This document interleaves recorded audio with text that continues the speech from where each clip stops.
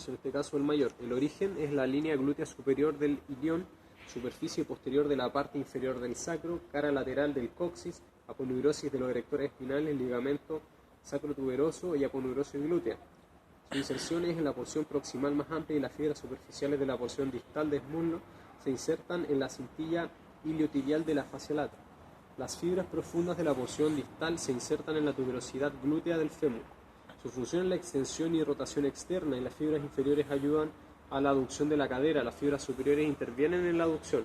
Por medio de su inserción en la cintilla iliotibial ayuda a estabilizar la rodilla en extensión. Ahora, el mediano sería su origen la superficie externa del ilion entre la cresta ilíaca y la línea glútea posterior a la parte dorsal y la línea glútea anterior en la parte ventral, y también en la aponeurosis glútea. Su inserción es el reborde oblicuo situado sobre la superficie externa del trocánter mayor. Su función es considerando como un punto fijo de pelvis, abducción de la cadera, flexor, rotador interno de la cadera mediante sus fibras anteriores, extensor y rotador externo de la cadera mediante sus fibras posteriores, considerado como punto fijo el fémur, estabilizador de la pelvis en el plano frontal. Y ahora vamos a ver los músculos abductores, que sería el semitendinoso. Su origen es la tuberosidad del isquión por medio de un tendón común del bíceps femoral. Su inserción es en la porción proximal de la superficie interna del cuerpo de la tibia. Su función produce la flexión y rotación interna de las articulaciones de la rodilla.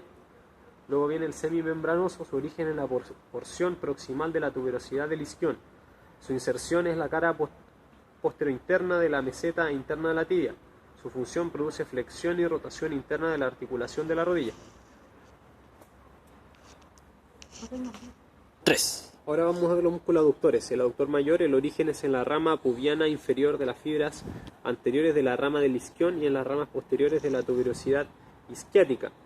Su inserción es en la parte media de la línea áspera, línea supracondilia interna, tubérculo del cóndilo interno del fémur. Su función produce la aducción de las articulaciones de la cadera. Las fibras anteriores pueden ayudar en la flexión, mientras que las fibras posteriores pueden ayudar en la extensión. Bien, el recto interno, el origen sería la mitad inferior de la sínfisis púbica y reborde interno de la rama inferior del pubis. Interna de la diáfisis de la tibia, distal de la meseta proximal de la inserción, semitendinoso y lateral de la inserción del sartorio, formado así, denominada pata de ganso. Go. La función en la aducción de la articulación de la cadera también produce la flexión y rotación interna de la articulación de la rodilla. Go. Y ahora vamos a ver los rotadores externos. Primero sería el piramidal. El origen es la superficie pélvica del sacro entre los agujeros sacros 1, 2, 3 y 4. Por fuera de los mismos, el reborde del agujero ciático mayor de la superficie pélvica del ligamento sacrotuberoso. Su inserción es el borde superior del trocánter mayor del fémur. Su función es la rotación externa de la cadera y estabiliza la cabeza del fémur en el acetábulo. El obturador interno, el origen en la superficie interna y pélvica de la membrana obturatriz y borde del agujero obturador, superficie pélvica de la porción posterior del isquion y proximal al agujero obturador y la ligera extensión fascia obturatriz. Bien, ahora vamos a ver el rotador interno, que sería el tensor fasciolata. El origen es la porción anterior del labio externo de la cresta ilíaca, superficie externa de la espina ilíaca, antero superior y superficie profunda de la fascia lata. Su inserción es en la de los tercios proximal y medio del muslo. La función realiza flexión, abducción y rotación interna de la cadera. También puede ayudar en la extensión de la rodilla y contribuye en la tensión de la fascia lata.